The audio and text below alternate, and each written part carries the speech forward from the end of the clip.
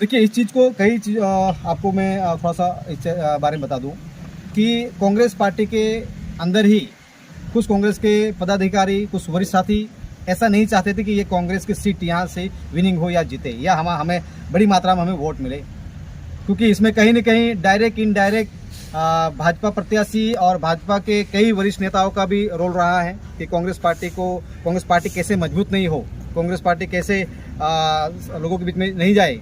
वो तमाम जो साम दाम दंड भेद की तमाम नीति हमारे कांग्रेस पार्टी के अंदर ही कुछ लोगों ने और विपक्ष के लोगों ने भी, जो सत्ता पक्ष में अभी जो लोग हैं उन लोगों ने भी की, जिसका परिणाम स्वरूप हमें अजीत भाई मालो को और हमारे पार्टी को नुकसान हुआ है। लेकिन उस चीज़ों को लेकर हमने आज हमारी समीक्षा बैठक हुई है, उसमें वो सारी चीज़ें लेकर हमने समीक्षा में चर्चा की है और बहुत जल्द सारी चीज़ को लेकर हम all India Congress committee, AICC, हमारे जो भी पदाधिकारी है, हमारे प्रभारी है और एआईसीसी समझ से सारी चीज़ें रखेंगे।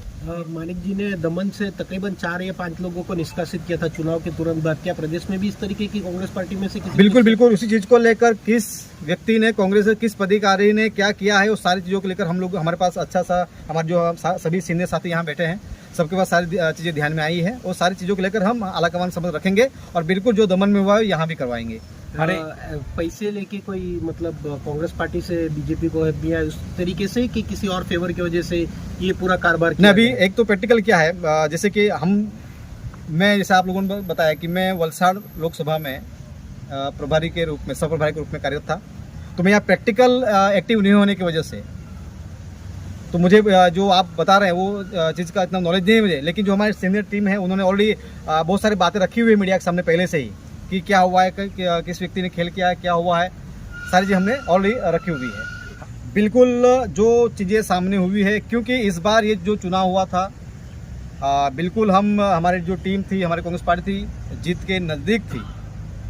अफसोस ये हो रहा है कि जो हमारे ही अंदर कुछ विभाजन निकल गए पार्टी के अंदर ही, वो सारी चीज़ें आला कमान के ध्यान में हम लाएंगे और बिल्कुल उस पर जो भी एक्शन करवाना है, बिल्कुल हम पूरी टीम के साथ, और जो भी करना पड़े यहाँ से लेकर दिल्ली तक जो भी लड़ाई लड़नी है, हमारे अच्छे लोगों के हाथ में, जो पूरे कांग्रेस पार्टी को साथ में लेकर, पूरे कांग्रेस पार्टी के दादरा नगर हवेली, ग्रामीण और नगर पालिका विस्तार के सभी समाज को साथ में लेकर चले, ऐसे व्यक्ति को लेकर हम आगे को लेकर हम चर्चा करेंगे और आला कमान के साथ बात रखेंगे। देखिए, उस पर कैसा क्या है कि टिकट मांगना कांग्रेस कार्यकर्ता को हर व्यक्ति का अधिकार है और टिकट देना आला कमान का अधिकार है।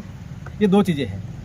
हर पार्टी पक्षों में अलग अलग थोड़ी गुटबाजी होती है, तो कहीं खुशी होती है, कहीं नाराज होता है। तो एक वर्ग ऐसा था जिन्होंने अपनी नाराज़गी व्यक्त की, उसके बाद वो चीज़ें भी हमारे ध्यान में आई और हमारे पार्टी को डैमेज ना हो, नुकसान ना हो, तो चुनाव के एक हफ्ते पहले ही उस चीज़ को लेकर हमने हमारे कांग्रेस के जो वरिष्ठ साथी है और हमारे प्रभारी मानिकराव ठाकरे जी के आदेश पर वो तमाम कार्यकर्ताओं को हम समझा बुझा कर दोबारा पार्टी में हमने कार्यरत रूप से उन्हें वर्क शुरू किया और उसका परिणाम स्वरूप आप सब देख रही हो।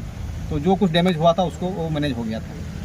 मित्रों, 2024 જે ઇલેક્શનનું રિઝલ્ટ આવ્યું પછી કોંગ્રેસ પાર્ટીના અમે બધા જ કાર્યકર્તાઓ, બધા જ વરિષ્ઠ કાર્યકર્તાઓએ વિચારણા કરી કે આપણે જે પ્રમાણે 64,000 જેટલા વોટ લાવ્યા, તો ખાસ તો હું અભિનંદન આપું દાદરા નગરની પ્રજાને, દાદરા નગરના અમારા વોટરોને કે એ પહેલાંના ઇલેક્શનમાં અમને એકદમ નોમિનલ વોટ મળ્યા હતા, પણ એક સાથે અમને 64,000 વોટ મળ્યા।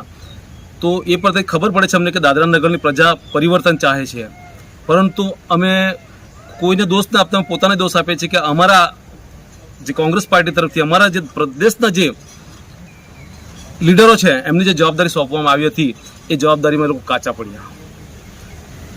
પાર્ટી તરફથી અમને શું સહયોગ આવ્યો એ અમારા કોઈ પણ કાર્યકર્તાને કોઈ ખબર નથી, કેન્ડિડેટને પણ ખબર નથી। સમય એવી પરિસ્થિતિ ઊભી થઈ છે કે ખૂબ જ સારું અમે કોંગ્રેસ પાર્ટીના અમે કાર્યકર્તાએ માળખું ઊભું કર્યું હતું, પણ પરિસ્થિતિ એવી છે કે અમારા પ્રદેશના જે જવાબદારી વ્યક્તિ છે આપણા પ્રદેશના દાદરા નગરની, જેમને આલા કમાન્ડની જવાબદારી સોંપી હતી, એ ઇલેક્શનના 4 દિવસ પહેલાંથી અમારી સાથે બોલવાનું મળવાનું બંધ કરી નાખ્યું। એ ક્યાં ફરે, શું કરે, ઓફિસથી બહાર નીકળ્યા જ નહીં। અમે વારંવાર પ્રયત્ન કર્યા એમને મળવાનો કે એમના તરફથી કોઈ સહયોગ મળે જેથી અમે પ્રદેશના લોકોને મળી શકીએ, કંઈક એમને સહકાર લઈ શકીએ, પણ અમે લોકો બધી જ રીતે નિષ્ફળ ગયા, કારણ કે અમને અમારા પ્રતિનિધિઓ તરફથી જે ઇન્ચાર્જ છે દાદરા નગરના એમના તરફથી કોઈ સપોર્ટ નહીં મળ્યો અને 4 દિવસ પછી તો અમારી સાથે વાતે કરવાનું બંધ કરી દીધું।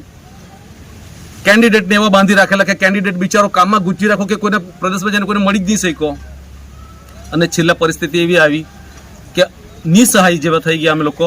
અને દુઃખની વાત છે કે એમની રણનીતિથી એક પણ બૂથમાં અમારો એક પણ એજન્ટ નહીં બેસી શક્યો, કારણ કે અમારા એજન્ટના બધા લિસ્ટ હતા પણ એમને નહીં બેસવા દીધા.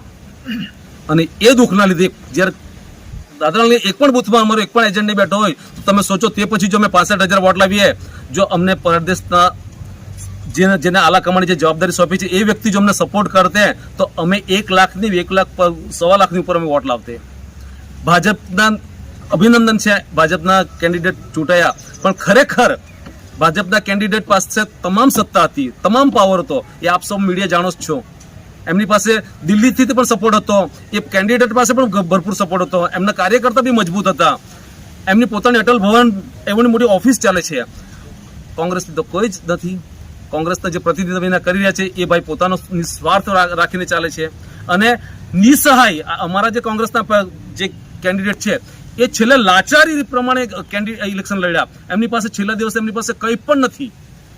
અને મને પૂછે છે કે કેતનભાઈ મારે શું કરવું? મેં કહ્યું જેને આપણા પ્રદેશના જેમને આપણી પાર્ટી જવાબદારી એ તો આપણને 4 દિવસથી મોડું નથી બતાવતા, તો આપણે કેવી રીતે ઇલેક્શન લડીએ? છતાં બી આ 64,000 જેટલા જે અમને વોટ મળ્યા છે ને, હું દિલથી તહેલ દિલથી કોંગ્રેસ પાર્ટી તરફથી હું દાદરાની તમામ પ્રજાનો ખૂબ દિલથી આભાર વ્યક્ત કરું છું. અને અમને નગરપાલિકામાંથી પણ વોટ મળ્યા છે. એવું નથી કે નગરપાલિકામાં વોટ મળ્યા, પણ પરિસ્થિતિ એવી થઈ છે કે નગરપાલિકામાં કોઈ જગ્યાએ અમે ઘણા પ્રયત્ન કર્યા કે નગરપાલિકામાં દરેક ઘરે ઘરે જઈને અમે કોન્ટેક્ટ કરીએ, પણ એવી કોઈ પરિસ્થિતિ ઊભી થવા લીધી નહીં. એ ઈરાદાપૂર્વક હોય કે પછી કેવી રીતે નથી જાણતા, પણ ખૂબ દુઃખ સાથે કહેવું પડે છે કે કોંગ્રેસ પાર્ટી દાદરા નગરમાં જીતના શિખર હતી. દાદરા નગરની તમામ પ્રજા ચાહતી હતી કે કોંગ્રેસ પાર્ટીના ઉમેદવાર વિજય બને, પણ પાર્ટીના ભોગે ભોગ લીધો છે. એનું દુઃખ થાય છે. છતાં આવતા દિવસોમાં આજે તમામ કોંગ્રેસના કાર્યકર્તાઓ અમે ભેગા થયા છે. અમે આવતા દિવસમાં જિલ્લા પંચાયતનું ઇલેક્શન હશે, નગરપાલિકાનું ઇલેક્શન હશે, તમામને જેને મળવાના છે તમામને એકત્ર કરવાના છે અને એક સારી સમિતિની રચના કરવા જઈ રહ્યા છે. જે કોંગ્રેસમાં જોડાયેલા હતા એ તમામ ભાઈઓને અમે આજે ભેગા કર્યા છે. એ તમામ આજે સાથે છે, એક મંચ પર બધા બેસી રહ્યા છે. બધાનો એક જ નિર્ણય છે કે આવતા દિવસમાં દાદરાનગરમાં કોંગ્રેસ મજબૂત થાય અને સારું પ્રતિનિધિત્વ મળે. આલા કમાન્ડ પણ એનું પણ ધ્યાન આપે અને આવતા દિવસોમાં અને બિલકુલ અમે બધા જ જોડાયેલા છે, બહેનો છે, ભાઈઓ છે, બધા જ છે. આવતા દિવસમાં સ્ટ્રોંગ કોંગ્રેસ રહેશે અને કોઈ પણ પાર્ટી હશે જિલ્લા પંચાયતમાં, ચાહે ભાજપ પાર્ટી હોય કે અન્ય કોઈ પાર્ટી હોય, ગમે એટલી મજબૂત પાર્ટી હશે, અમે પૂરજોર ટક્કર આપશું અને સારામાં સારું અમે રિઝલ્ટ લાવશું એવી અમારી પૂરી તૈયારી છે. અને તમારો બધાનો મને સાથ સહકાર મળી રહ્યો છે. હું બધાનો ધન્યવાદ કરીશ અને ફરી એકવાર હું આપના મીડિયાના માધ્યમથી દાદરા નગરની પ્રજાનું અભિનંદન આપું છું કે આપે અમને જીતાડેલા જ છે અને આવતા દિવસોમાં પણ આપ કોંગ્રેસના ફૂલ સપોર્ટ કરશે એવી આશા રાખીએ છીએ. ધન્યવાદ. 2024નું જે ઇલેક્શન થયું એમાં જે પણ ભૂલો થઈ કે અમારી જે આપણી જે દાદરા નગરની જે પ્રજા છે અને જે આપણા ભાઈ બહેનો છે એના સુધી અમે પહોંચી નહીં શક્યા, ઘણી જગ્યાએ નહીં પહોંચી શક્યા. અને એ બદલ જે એમનું જે એક હતું કે કોંગ્રેસ તરફ જે ઢળેલું હતું મન, એમાં વિચલિત થઈ ગયા થોડા. અને એ લોકોએ જે અમે નહીં પહોંચી શક્યા એટલે પછી ઓપ્શન તરીકે એ લોકોએ બીજેપીને જે વોટ આપ્યા અને એ જ તકલીફથી અમે આજે એવું લાગે કે અમને પાર્ટી અમને છોડી દીધેલા હતા.